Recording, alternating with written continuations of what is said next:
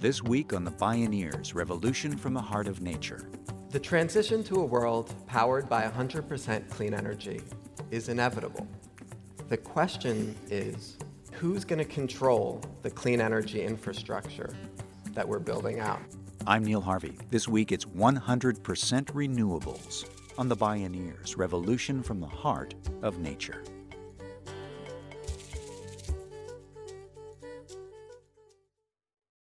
In 2013, planet Earth blasted through an unprecedented threshold, 400 parts per million of CO2 in the atmosphere. It's the big gulp of carbon emissions. This supersized CO2 concentration has not existed on Earth for at least 3 million years, when Earth was a hothouse. Horses and camels roamed Canada and the Arctic. The sea level was 50 to 80 feet higher. We've burst the bubble of climatic stability, during which our roughly 10,000 years of human civilization have evolved.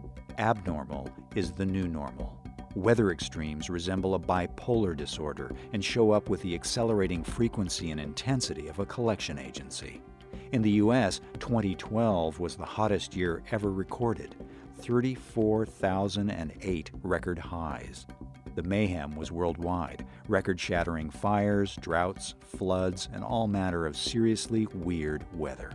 In the U.S., the government spent more money in 2012 repairing the damage from extreme weather events than it did on education.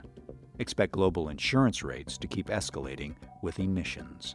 For the military and CIA, climate chaos is the threat multiplier from hell. It can trigger just about all the other stressors that lead to that dread 3 a.m. phone call in the White House.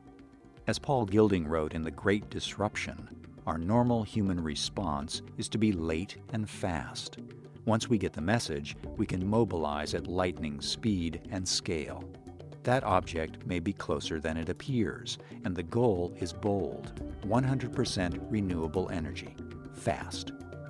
In this half hour, we hear from young changemaker turned clean energy entrepreneur Billy Parish and Marco Krapels, banker and co-founder of the Solutions Project. This is 100% renewables, late and fast. I'm Neil Harvey. You're listening to the Bioneers, Revolution from the Heart of Nature.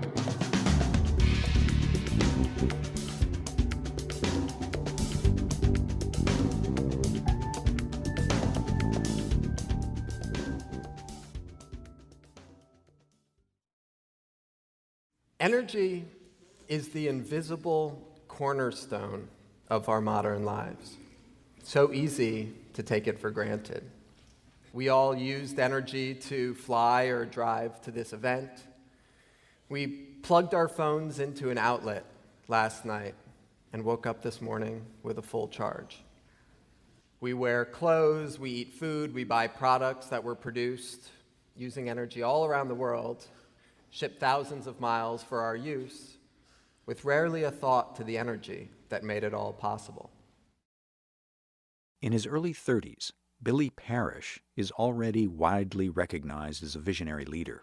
He's been honored by Rolling Stone magazine as a climate hero and by Ashoka, the Global Association of Leading Social Entrepreneurs. Parish dropped out of Yale in 2002 to help found the Energy Action Coalition, which became the world's largest youth advocacy group promoting clean energy and climate solutions. He developed a proposal to create a clean energy corps to produce 5 million green jobs, which shaped the American Recovery and Reinvestment Act, the largest green investment program in U.S. history. He spoke at a Bioneers conference. I heard recently that the average American thinks about their energy use just 6 minutes a year.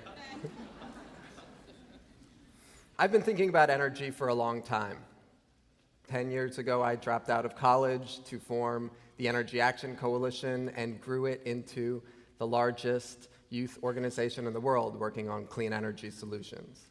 300,000 young people working to make our schools and our communities models of the clean energy future we all wanted to see. But it was only when I fell in love that I really began to understand how our energy system works. Wahala Johns, my wife, is from Black Mesa on the northern edge of the Navajo Nation. It's home to one of the largest coal strip mines in North America. Peabody Coal Company, for over 40 years, has been mining coal there to power the neon lights of Las Vegas, the air conditioning units of Phoenix, the homes in Los Angeles. The Navajo Nation has no ownership stake in this mine. There's over 50% unemployment on Black Mesa. Excessive water use from the mine has permanently damaged the once pristine aquifer that is the only source of drinking water in the region. The families live beneath these massive power lines, but most of them don't have running water or electricity. Wahala and I are building a home up on Black Mesa, just over the hill from the mine. And it is beautiful land. There's pinon and juniper and ponderosa forests, wild horses, the occasional mountain lion. Khalil Gibran said our work is love made visible. The tragedy in Black Mesa is the same heartbreaking story in thousands of communities around the world who bear the economic and toxic burdens of our dependence on fossil fuels. Billy Parish recognized the only way to turn things around was to end the oil and gas addiction. He found study after study showing no technological or economic barriers to converting the entire world to clean energy. He cites one popular model created by Mark DeLucci, a research scientist at the UC Davis Institute of Transportation Studies, and Mark Jacobson, director of Stanford's Atmosphere Energy Program. We're going to need to build 3.8 million wind turbines, 90,000 large solar plants, and our rooftops are going to have to shine because we'll need 1.7 billion rooftop solar arrays. In Jacobson and DeLucci's model, we're getting 50% of our energy from wind, 34% from large solar farms, 6% from rooftop solar, and the rest from tidal, wave, geothermal, and hydro. And the total investment required to achieve this vision is $100 trillion. Put simply, building a new clean energy infrastructure is one of the biggest business and job creation opportunities on the planet. It will also save millions of lives and put a dent in climate change, allowing our children to inherit a world safer and more prosperous than the one that we were born into. But we have a long way to go. Globally, we currently get nearly 90% of our energy from fossil fuels and nuclear energy. Just 11% comes from renewable sources. The profits in our energy system flow to a few giant companies. The fossil fuel industry is filthy rich. In 2012, ExxonMobil made $122 million in profits per day. The fossil fuel energy regime has every incentive to block the transition to clean energy. It spends hundreds of millions of dollars doing just that.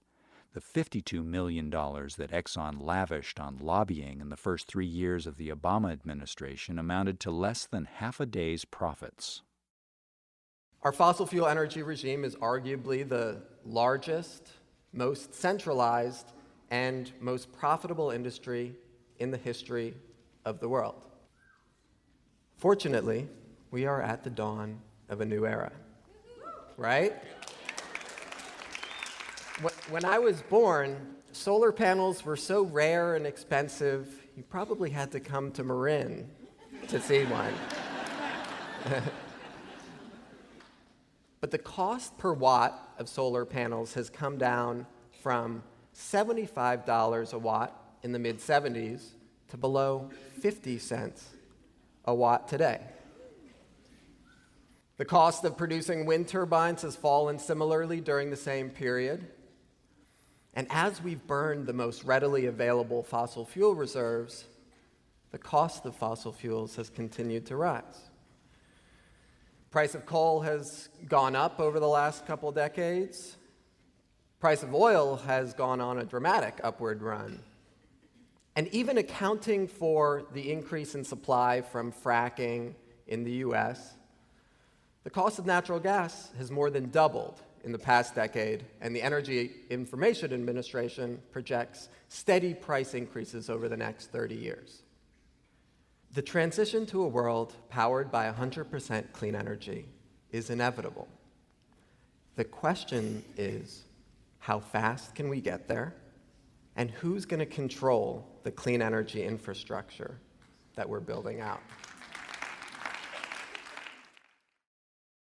Sources of capital are scarce to finance clean energy projects. Fewer than 20 of over 8,000 banks in the United States have dedicated departments for financing clean energy. The banks that do finance projects charge high interest rates, making loans out of reach for most entrepreneurs. In order to have community-owned clean energy, Billy Parish knew the financial system needs to look more like an ecosystem. Imagine how profound this change would be. Imagine entrepreneurs having access to the capital they need to make their communities energy independent. Imagine people everywhere earning a better rate of return on their investment in the solar panels on their roof than on the stock market. Imagine farmers with cattle and crops beneath community-owned windmills. Imagine those $122 million in profits per day flowing to homes and businesses instead of to Exxon. Imagine the coal fields of Black Mesa converted into solar fields, built and owned by the Navajo people.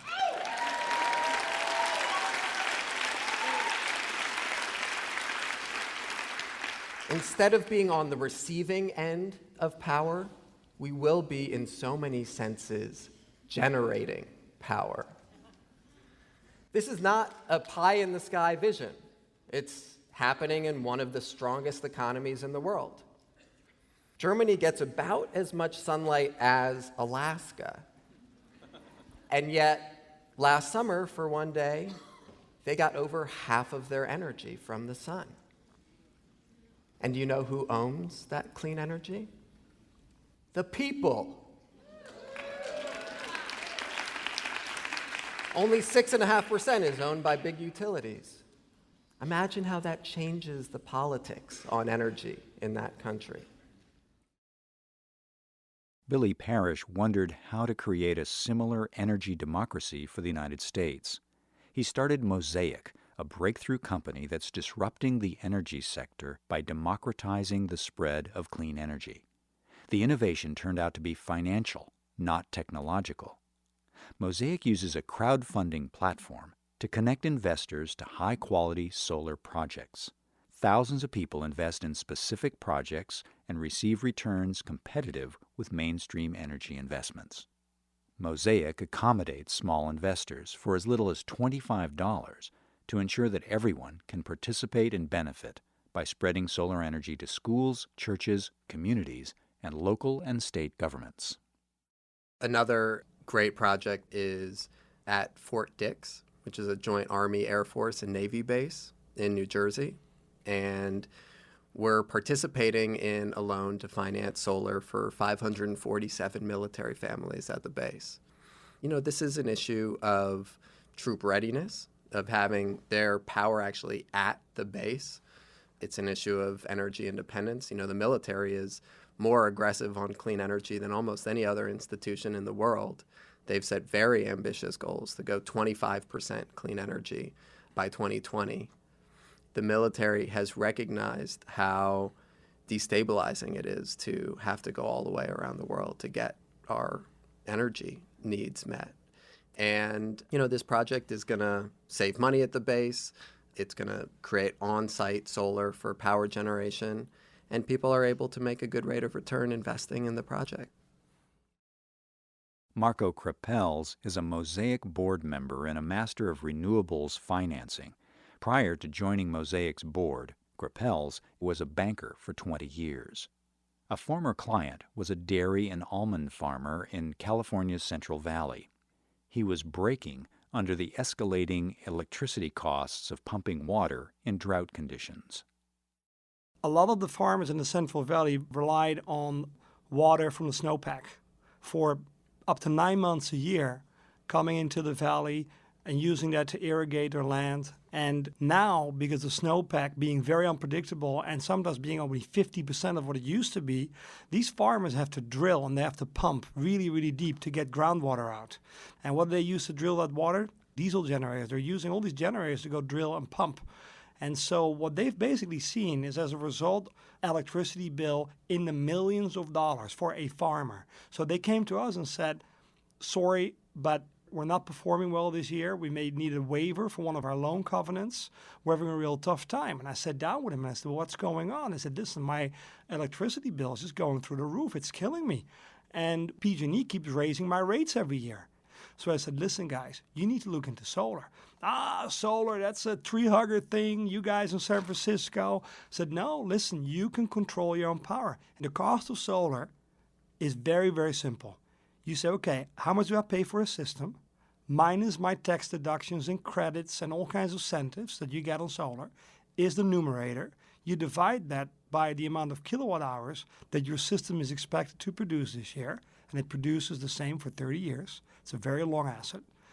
And you divide the cost of the system minus benefits by the amount of kilowatt hours that it produces each year. That's a certain amount of cents per kilowatt hour. You compare that to your utility bill.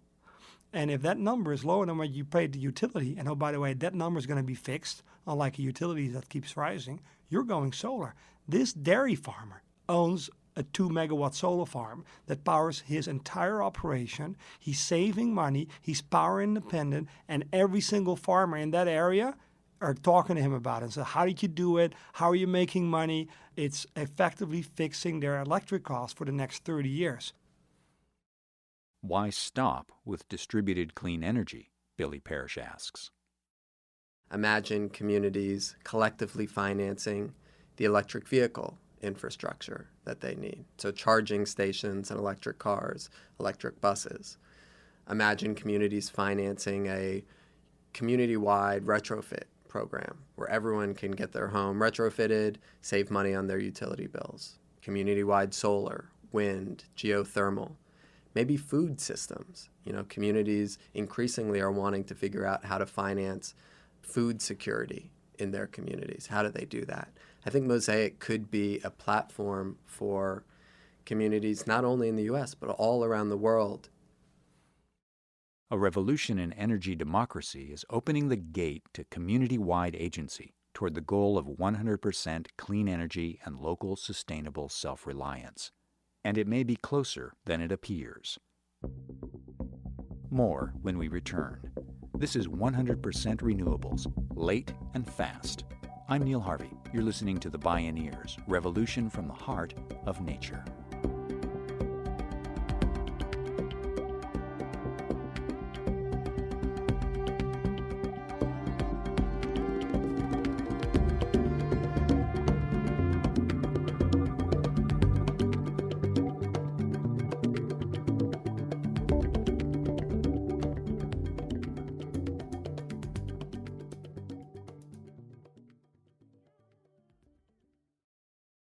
To explore more Bioneers radio shows and video programming, please visit bioneers.org.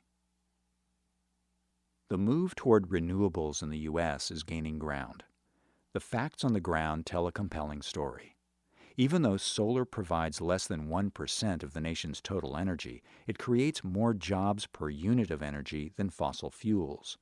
The solar industry employs more people than the steel industry and the coal mining industry in the U.S. Over 120,000 solar jobs and 5,000 different businesses.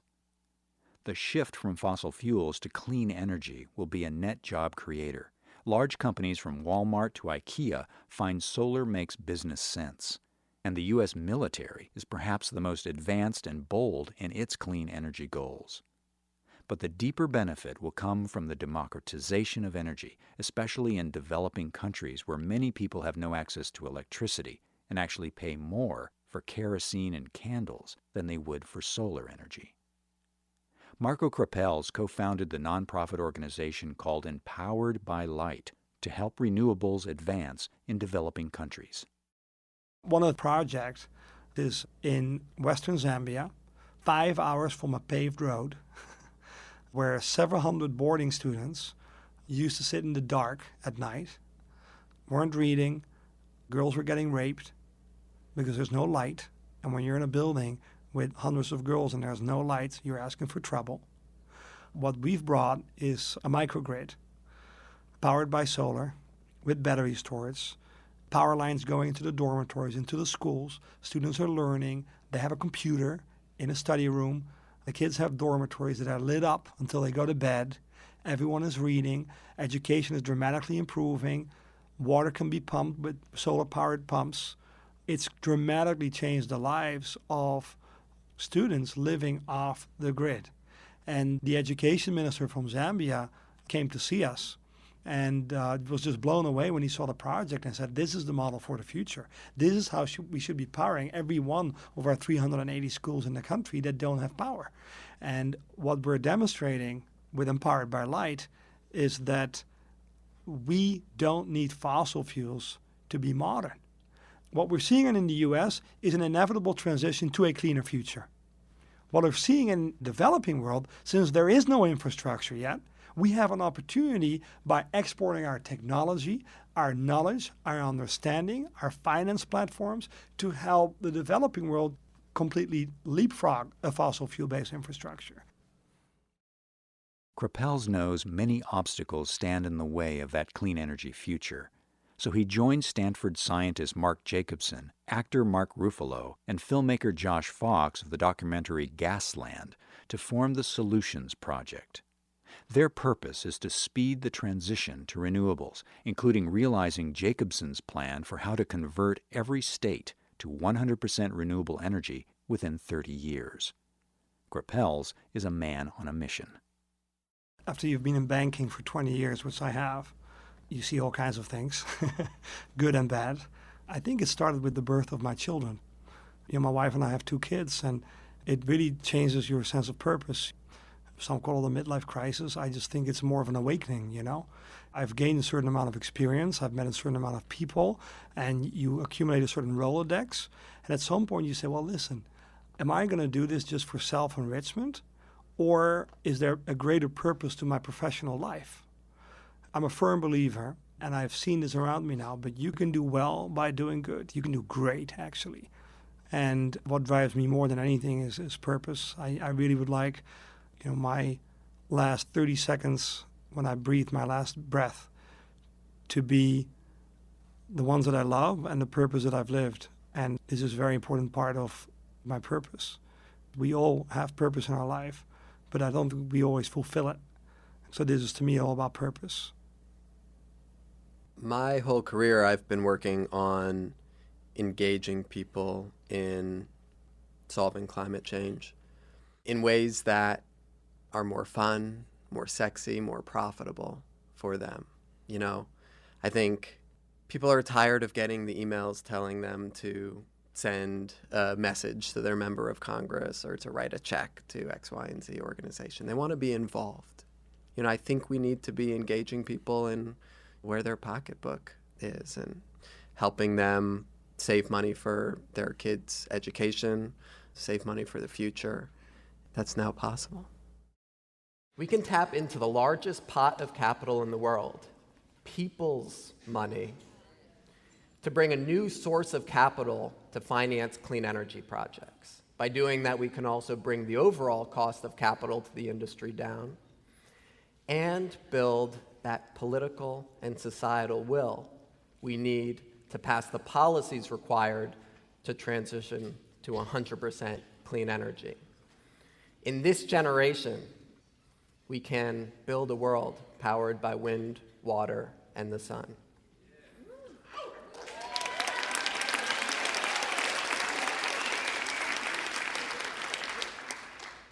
But we can only do it if we all take power into our own hands. Are you in, Bioneers?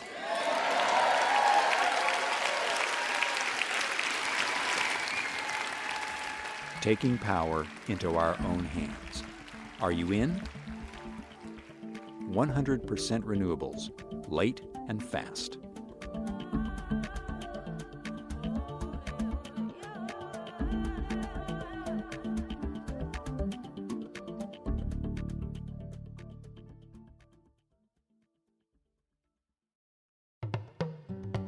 You can see and hear more from Billy Parish and Marco Krapels, or explore more Bioneers radio shows and video programming online at Bioneers.org. For information on attending the National Bioneers Conference and Bioneers events in your area, please visit Bioneers.org or call 1-877-BIONEER. The Bioneers, Revolution from the Heart of Nature is a production of Bioneers and Collective Heritage Institute. Executive Producer Kenny Ausubel. Written by Kenny Ausubel. Senior Producer Neil Harvey. Managing Producer Stephanie Welch. Distribution is by WFMT Radio Network. Interview Recording Engineer Jeff Westman. Our theme music is taken from the album Journey Between by Baka Beyond and used by permission of Hannibal Records, a Rykodisc label.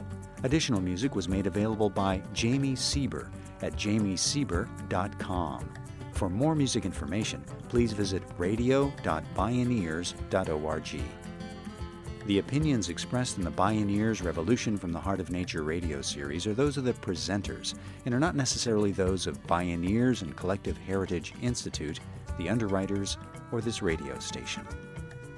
My name is Neil Harvey. Thank you for listening. I invite you to join the Bioneers in inspiring a shift to live on Earth in ways that honor the web of life, each other, and future generations. This is program number 0314.